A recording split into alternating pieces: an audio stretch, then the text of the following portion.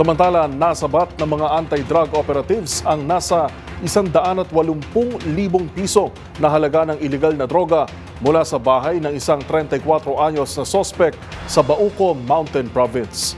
Yan at ang iba pang rumarapidong balita mula sa probinsya, hatid ng iba't ibang istasyon sa ilalim ng MBC Media Group.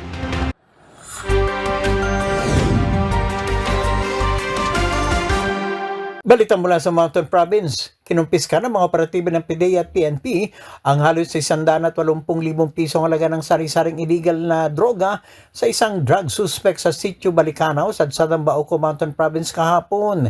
Sa bisa ng search warrant, ipinatupad ang mga operatiba ng Bauco Municipal Police Station at PDEA Mountain Province Provincial Office ang anti-drug operation sa bahay ng 34 anyos na suspect. Nagresulta ito sa pagkakatuklas sa 7 gramo ng hinilalang methamphetamine hydrochloride o shabu, 20 ml ng suspected liquid meth at 120 ml ng marijuana oil na nagkakalaga ng 179,675 piso at sari-saring drug paraphernalia. Hindi nakapalag ang drug suspect ng isilbi, toridad ang search warrant. Harap ito sa kasong paglabag sa Republic Act 9165 o Comprehensive Dangerous Drugs Act of 2002. Para sa MBC TV Network News, ito si Romy Gonzales, una sa Pilipinas, una sa Pilipino. Umabot sa 300 na mga PNP personnel ang idagdag ng Police Regional Office 6 o Pro 6 upang tumulong sa Police Regional Office Negros Island Region sa naiwang isang linggong Maskara Festival 2025 dito sa lungsod ng Bacolod. Ayon kay Pro 6 Director Brigadier General Josefino Ligan, kahit na hindi sakop ng Pro 6 ang lungsod, subalit ito ay dapat lang na magtulungan ang kapulisan upang ma-maintain ang seguridad sa buong lungsod. Ang nasabing kapulisan na pupunta sa lungsod ng Bacolod ng disiplinado, alerto at mag-iwan ng respeto at laging handa sa serbisyo. Ang nasabing mga police personnel ay mga miyembro ng Regional Mobile Force Battalion 6 at mula sa Provincial at City Police Offices. Para sa MBC TV Network News, ito si RH46 Rex Cantong para sa DZRH, una sa Pilipinas, una sa Pilipino. Suspendido ang lahat ng face-to-face classes sa mga pampublikong paaralan sa buong Bataan ngayong October 16, 17, 2025. Alinsunod ito sa DepEd Memorandum 461-2025 at direktiba ng DepEd SDO Bataan para sa sabayang pagsusuri ng infrastruktura at audit ng pasilidad.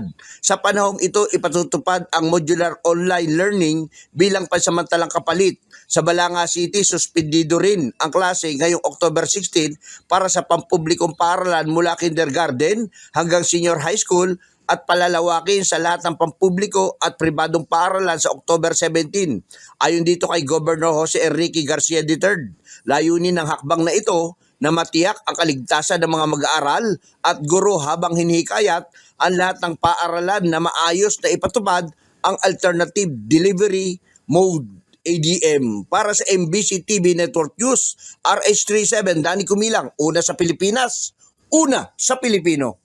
Mahigpit naman ang ginagawang panawagan ngayon ng Bureau of Fire Office Katarman laban sa sunog ngayong nalalapit na ang Kapaskuhan. Sa ginanap na meeting ng LGU Katarman kasama ang mga nagtitinda o nagbibinta ng mga paputok sa nasabing bayan, ay hinimok ni Fire Marshal Fire Inspector Adrian Dacot ang mga nagtitinda na magkaroon ng fire extinguisher sa kanilang mga pwesto.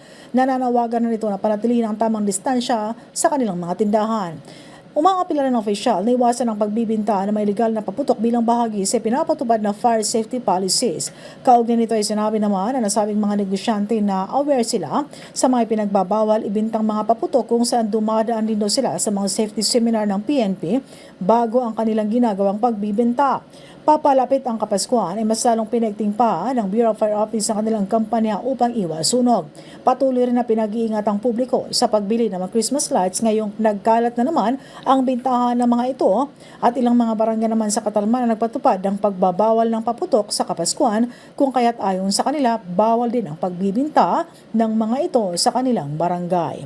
Para sa MBC TV Network News, RH34, Jane Galit Bantayan ng DCRH, una sa Pilipinas, una sa Pilipino.